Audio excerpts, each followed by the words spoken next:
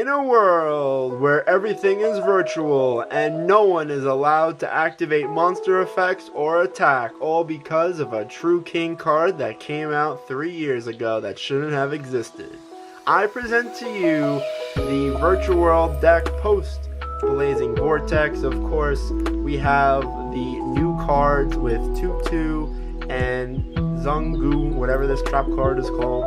Zungwu. I can't even try. But this is a deck that I think is very competitive, obviously. Probably the best deck. Probably overtakes Drytron for that #1 spot. Of course, now the deck is even more consistent with the new Pot and the new archetype cards. I think the deck is very strong. You play through boards and set up one of the most degenerate cards in the game with True King of all Calamities, and I can afford to play a good amount of hand traps. So I think that this deck is pretty good, and yeah, I'll give you guys my rendition of the deck. Please go subscribe to Bemani Lounge, and I'll challenge Zach to do a little bit of a combo video because he's a little bit more of a virtual world master than me, but I do enjoy this deck. So let's get into the deck profile. I do want to shout out our coaching program. So for $5 a month, you have the option to sign up for our coaching program where you get coached by me and some other players on the team, and in return you get some great experience. But at the end of the month, we have a tournament called the Bemani Lounge Trials, Pro Program Trials, where the winner, first place, gets sponsored. So you get to join the team and become a coach yourself and earn paid opportunities. So I think it's a really good opportunity if you're looking to kind of get out of your Yu-Gi-Oh shell. It's quite nice. So to start the deck profile, we have our normal summons for the Virtual World deck. So we have the Virtual World Oto Jaime Tutu. So just pretty much Tutu. It's a normal summon if you control no monsters or all of them are Worm or Psychic. And of course in the graveyard it has an effect to pitch a card, special summon it from the graveyard, banish it when it leaves the field. So when you open up with a spell with City, it's or a trap, it can make for some explosive plays, being able to play through Nibiru. Setting up your Shen or your Calamities through 1 or 2 hand traps is really quite nice, and it's another body to put on the field. Of course, it becomes a tuner, similar to Nyan. Speaking of, we play 2 of Nyan. Of course, this card is still needed because of the fact that you want your level 3 extenders, becomes tuners, etc. So, yeah, this is pretty much the new ratio that I think most people are going with. Now, you don't have to play Pot of Desire, so you can comfortably play 2 of this, which is one of the benefits to the new Pot. So, of course, we still have our tuners with Lulu, and then we have triple Lao. So Lulu and Lao are pretty much the bread and butter of this deck. Obviously, you want to try to put up a board, and then as soon as your opponent Nibiru's you, you're going to try to recover with Lao and just still recover the field. And then if your opponent has 2 hand traps, as long as you have 2/2 in graveyard, you're able to make a Shen or a rank 6 or a rank 3, I believe. So you can still play through multiple hand traps, which is quite nice. And then of course we have the GG and the Lili.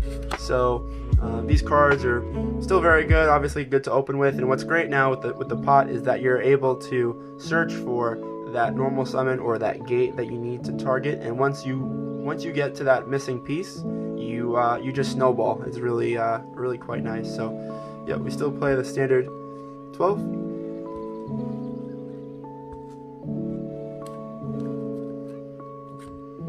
And then for hand traps, I'm not going too hard on the hand traps. I'm just playing triple Ash and 3 Gamma with the driver. I chose to play some other non-engine cards in this deck, but as for hand traps, these are the only ones I want in the main deck.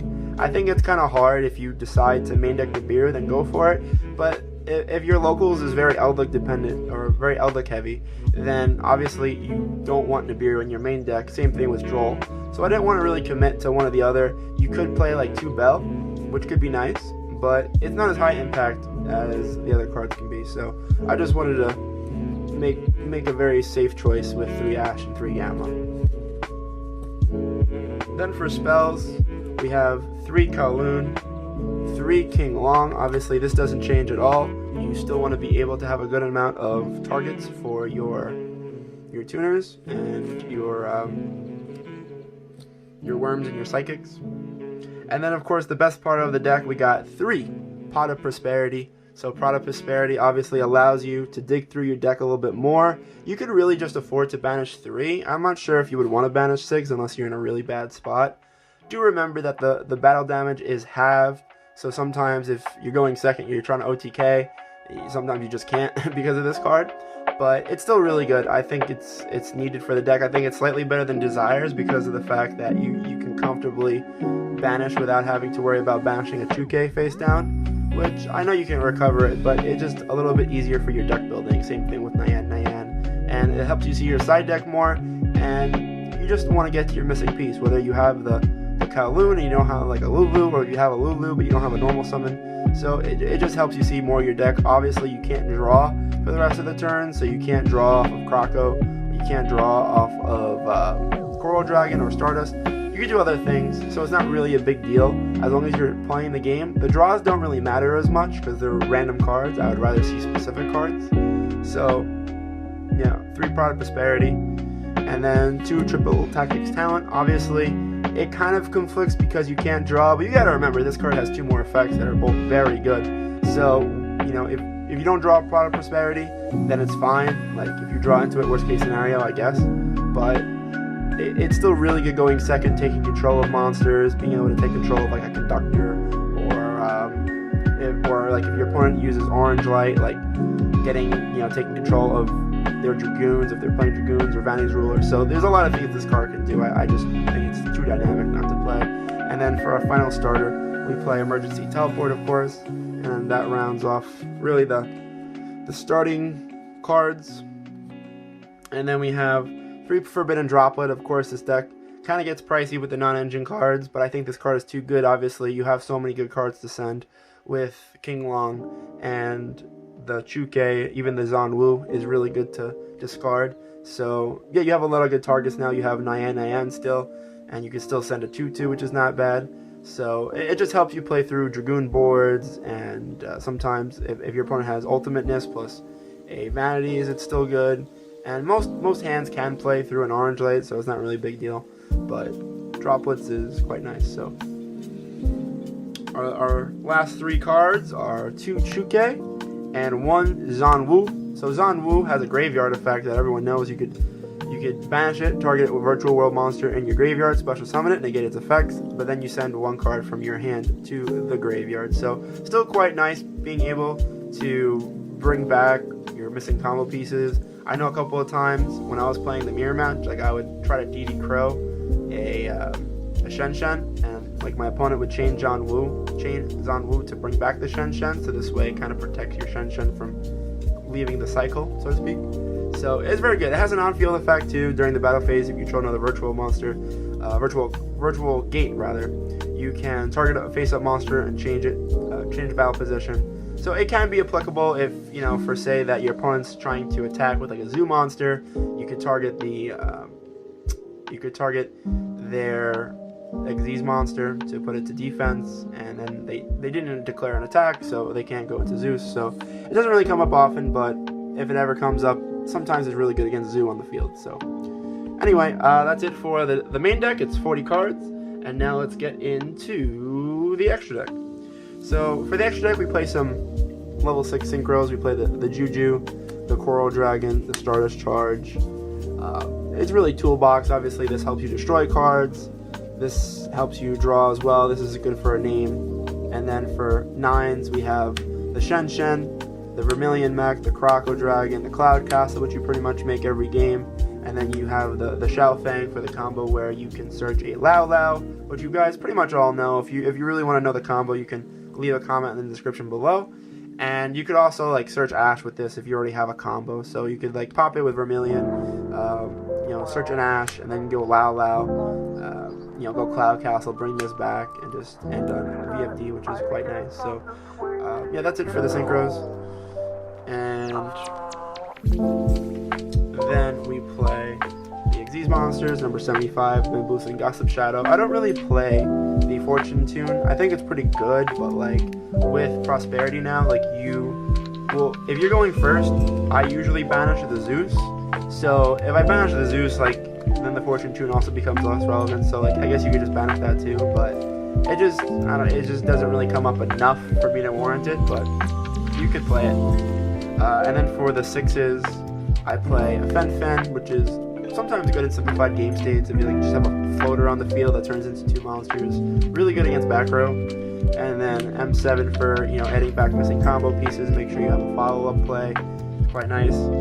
Number 39, which helps you OTK. 2 Calamities and 1 Sky Thunder. I think that obviously this is kind of standard. I know people have different preferences when it comes to your rank 6 of choice, but I think that these are probably the best at the moment. So that's it for the extra deck, and now for the side deck, we have 3 Droll and Lockbird, 3 Artifact Lancia, 2 Nibiru. So we want to go hard for the mirror match. These are our cards for the mirror match. Likewise, we have 2 Alley Justice Catastor paired with the Droll and Lockbird for the Drytron matchup. I feel like the Drytron matchup is pretty favorable, so I'm not too worried about it. But you have multiple cards that are really high impact against them. You can also side a Nibiru. Not bad if they're playing like Ultimateness. It forces them, even if they have the orange light, it forces them to use up their fairies in hand quite early. So they don't really have food for the Ultimateness when it's time to pass their turn. So for the back row, we have 2 Lightning Storm, 1 Harpy Feather Duster, 1 Red Reboot. So one of the other thing about Prosperity is that it helps you see your side deck more, so you can see these cards slightly more often. And if you hit it off of the Prosperity, like it's really quite nice. So yeah, you could afford to play some less number of back row cards. And then for the final card in the side deck, I just wanted to have at least 1 Floodgate in all of my decks, so I played 1 Imperial Order. Deck doesn't really rely too much on spells, and a lot of players, they just like to, you know, obviously side into Lancia, Nibiru, and things like that. So if you draw this, then you at least have a chance to Floodgate your opponent until next turn. You can just OTK them, so it's pretty good. So anyway, guys, that's it for the deck. I really don't have too much to say about it. I feel like the deck's been in the format for quite a while. Obviously, there are some updated combos with the new trap and the new monster. But I think the main support of the deck is like Prosperity, just because the deck's main problem was just having to rely on random draws off of Desires and Tactics, where now you could kind of get more specific with the cards that you really need. So anyway, guys, that's really all I have to say about the deck. If you guys think that there could be some changes or some improvements here and there, comment in the section below, and like and subscribe to Bemani Lounge. I'll see you guys in the next one. Peace, guys. Bye.